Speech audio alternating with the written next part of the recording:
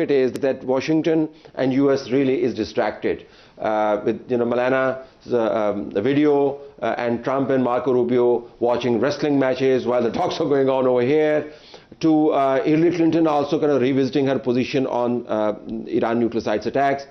So much is happening, and the argument that she was giving based on her information and chat with a few people was that people are really getting worried as to where this war is going. That is a sum total of what she's saying. So let me take that as a lead and start with you, Laurie.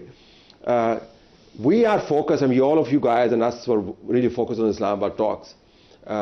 Is that the only story in Washington? Does Trump really have that kind of focus that we think he has? Or does he have other dynamics that are driving him? This president is extremely chaotic in his rationale and his thinking and his policies, and it's really hard for anyone to try to get inside of his head about what he's thinking. And I think that's the problem that the majority of Americans are having right now, especially when they have been still begging for him to explain why the United States joined Israel or was coerced, that's up for debate as well, into engaging in this war with Iran at this exact moment in time. What was the emerging threat? What is the strategy moving forward, and why are you choosing to do this, and how long is this going to play out? Because Americans, I will tell you, there's an affordability crisis. Americans are suffering economically, and most of the time they probably wouldn't pay as much attention to what's going on overseas in the Middle East and foreign policy, but people are laser focused on this right now because it is affecting their bottom line, and that's why I think more people than before are paying attention to this, and it's also hurting him extremely with regards to politically. And so, yeah, it's hard to see what he's focused on. There are many distractions, but others think that sometimes he creates these distractions to take the focus off maybe Epstein, or maybe that he's suffering in the polls, or maybe that these tariffs are hurting people, the affordability crisis, like I'm saying. There's a cadre of issues that he uses these distractions for, but this is serious business. We are talking about people's lives here. We are talking about the global economy, and we are talking about global supply chains as well. Not long ago he was talking about dropping the nukes.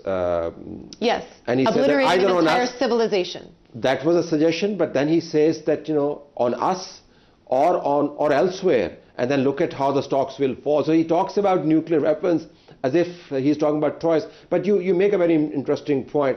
Chaotic, we know, but Tanya, is there a method in this madness?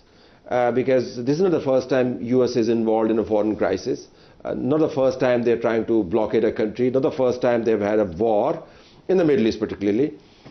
What's so different with this crisis, apart from the president being so chaotic?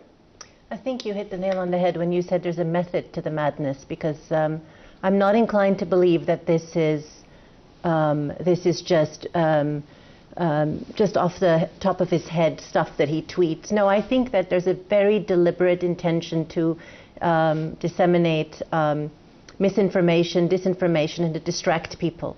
I think that one of the defining characteristics of this war has been an unprecedented level of misinformation that's been circulating everywhere. So people just don't know what to believe anymore. Between the misinformation and the manufactured facts, images, the fake news, it's hard enough for politicians to tell what's right or what's true and what's not, let alone the guy sitting in his living room and scrolling, what do you say, doom scrolling, or watching the news. So I think there is a deliberate attempt to create a kind of fog so people don't know what's going on. But it's also always putting the shoe on the wrong foot. I'm just looking at this report from his press conference. He says that we can't let a country blackmail or extort the world.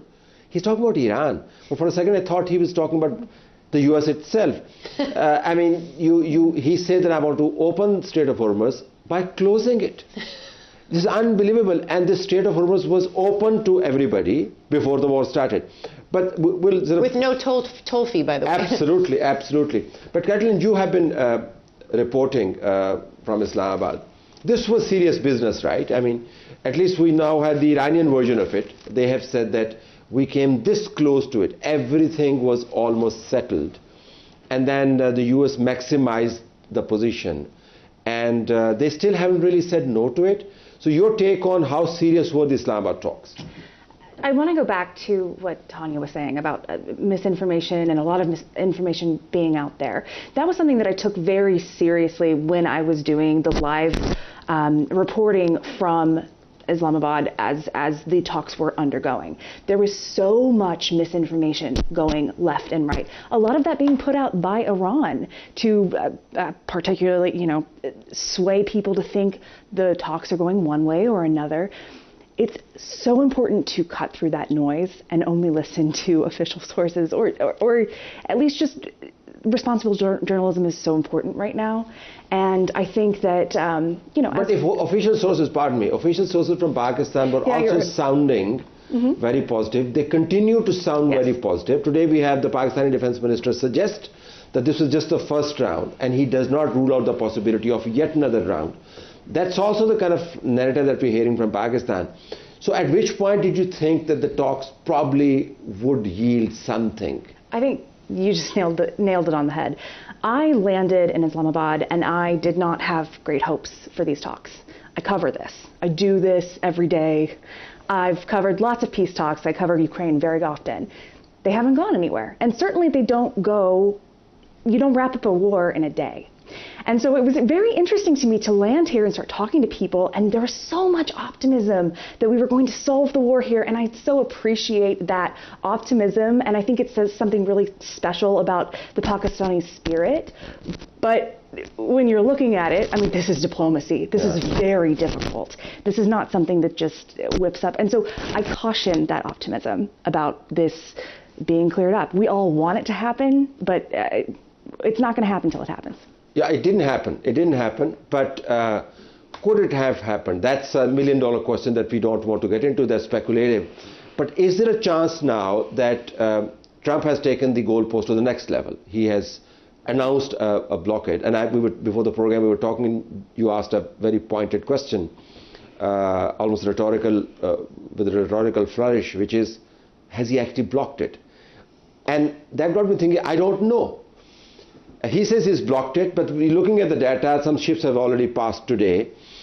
Has he moved the goalpost? Has it gone beyond the prospect that Islamabad talks offered? Is it a different story now? Is it about Strait of Hormuz blockade? I don't understand from a military standpoint how you can block it without involving our military or putting boots on the ground, specifically maybe Karg Island, for example. And there is zero appetite from members of Congress, including members of Congress in the Republican Party, who have the majority right now in the House and Senate. And overwhelmingly, the American public is against putting boots on the ground. You've also seen this president, through way of Pete Hegseth, say that they've not even test ballooned this. They're making an announcement that there's going to be a federal data registry for men between the ages of 18 and 25 that will be drafted, automatically drafted into the military. Into what? War? Into being sent to the Middle East, specifically to Iran. You cannot just take U.S. naval vessels from places that they were already stationed in theater that are critically important to us and move them like that into the region. This takes weeks upon weeks. And demining also takes a very long time. It takes a long time to demine as well. That could also take weeks upon months. And it's putting our U.S. military in danger. Because if you cannot guarantee that they will not be harmed by doing these patrol actions, and do we have any allies that are going to help us patrol? That's also been, I don't know if it's disinformation, things that we have heard while we've been here, that maybe some countries are going to come to the table to take on that